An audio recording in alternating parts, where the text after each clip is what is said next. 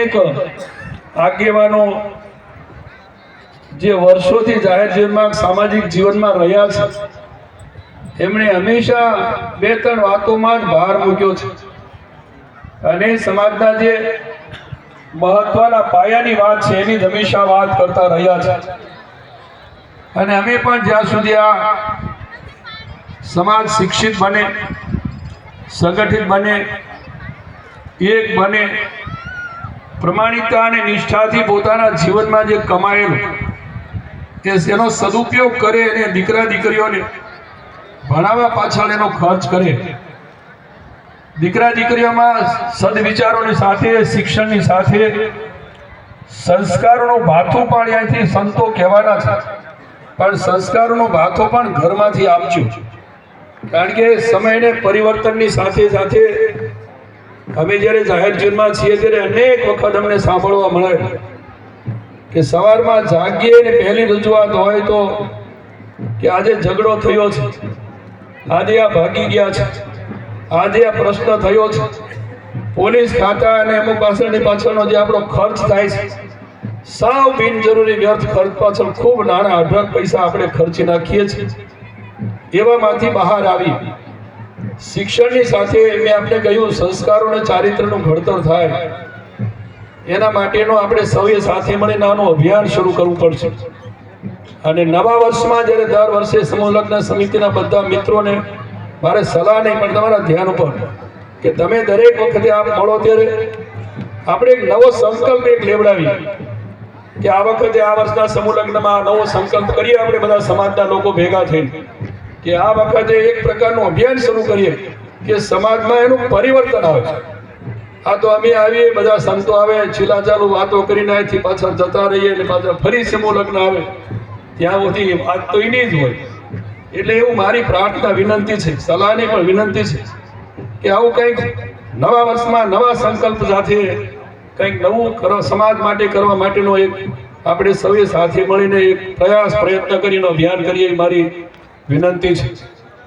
આ વિસ્તારને, બોટાદ વિસ્તારને હંમેશા તમારા સૌના આશીર્વાદથી જે રીતે અમને કામ કરવા માટેનો મોકો મળ્યો છે, ત્યારે આ વિસ્તાર પણ આવતા દિવસોમાં જેને કહેવાય લગભગ ખેતી સાથે જોડાયેલો આ આપણો આ વિસ્તાર છે, ખેત મજૂરી સાથે જોડાયેલો વિસ્તાર છે.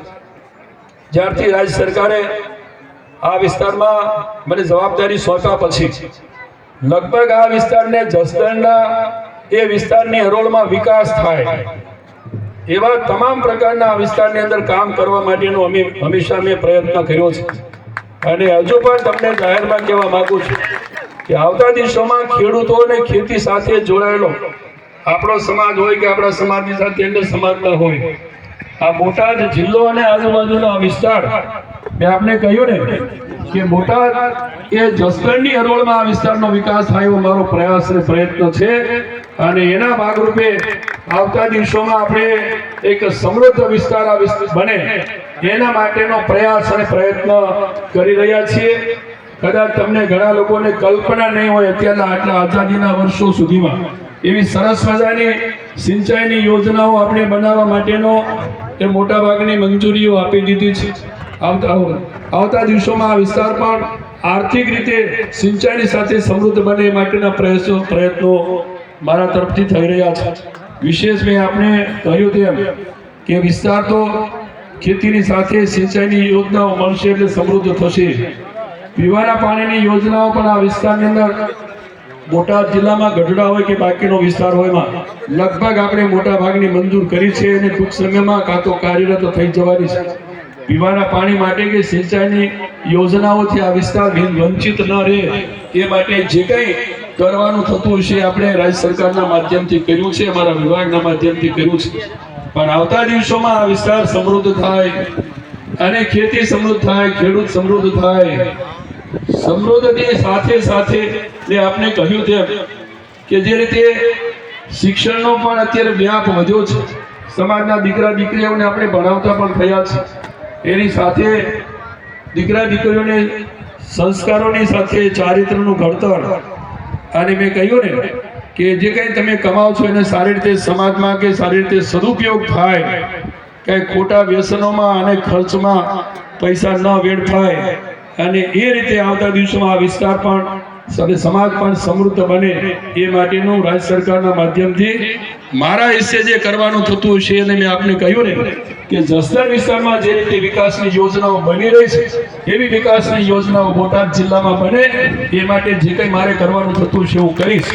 પણ તમારે બધાએ આવતા દિવસોમાં મેં આપને કહ્યું ને આજે નવા સંકલ્પ સાથે આ સમિતિના લોકો કંઈક નિર્ણય કરે કે આ સમાજ આ વિસ્તારની અંદરથી ક્યાંક અમુક વ્યસનો અમુક અંધશ્રદ્ધાઓમાંથી બહાર આવે, થયેલી કમાણીનો પૈસાનો સદુપયોગ થાય, સારી રીતે ઉપયોગ થાય, દીકરા દીકરીઓને ભણાવે, સરસ મજાનું ઘર હોય, સરસ મજાનું એને દીકરા દીકરીઓને રહેવા માટેનો આવાસ હોય, સરસ મજાના સુઘડ કપડાં સુઘડ એવો એક ઘરની અંદર સુંદર મજાનું વાતાવરણ થાય, એવા આ સમૃદ્ધિની સાથે સાથે ઘરની અંદર પણ પરિવર્તન થાય એટલી મારી વિનંતી સાથે આજના પ્રસંગે અહીંયા પૂજ્ય સંતોને પણ હું વંદન કરું છું.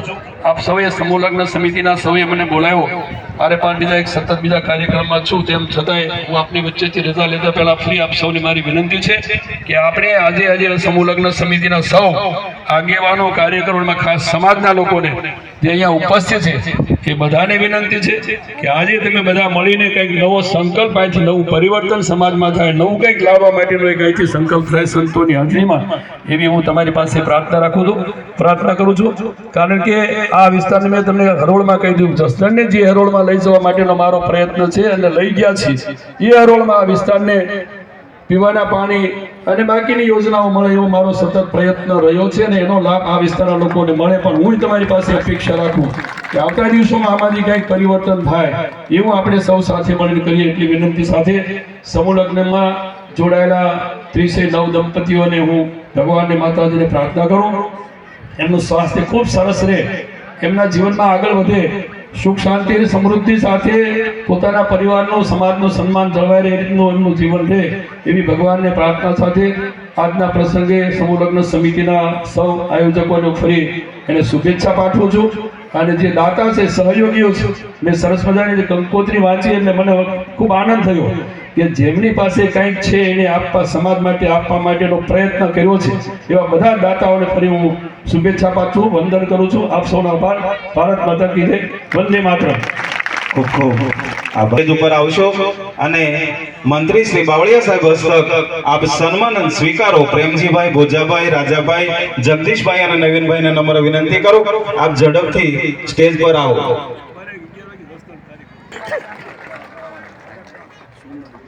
ત્યારબાદ આજના સમૂહ લગ્ન સમારોહમાં હામાપરના સમસ્ત ભરવાડ સમાજ દ્વારા જેટલું દૂધ જોઈએ એટલું દૂધ એમણે આપ્યું છે અને આ 3 દિવસથી ચાની સેવા એમણે કરી છે બનાવવાની અને દરેક જગ્યા સુધી અને દરેક ભાઈઓ સુધી પહોંચાડવાની ખૂબ સારી કામગીરી કરી છે. તો એમનું સન્માન કરવા આપણે માટે જઈ રહ્યા છીએ. સમસ્ત ભરવાડ સમાજ હામાપર ગામ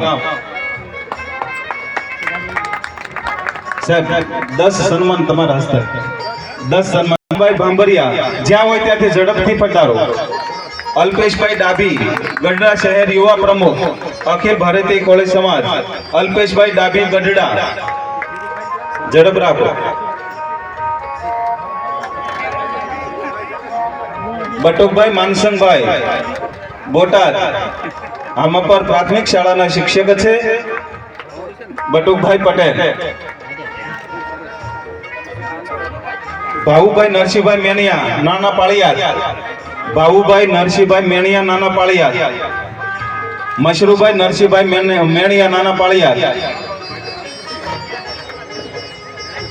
થોડીક જગ્યા કરી દો ભાઈ, થોડા પાછળ ઉભા રહો.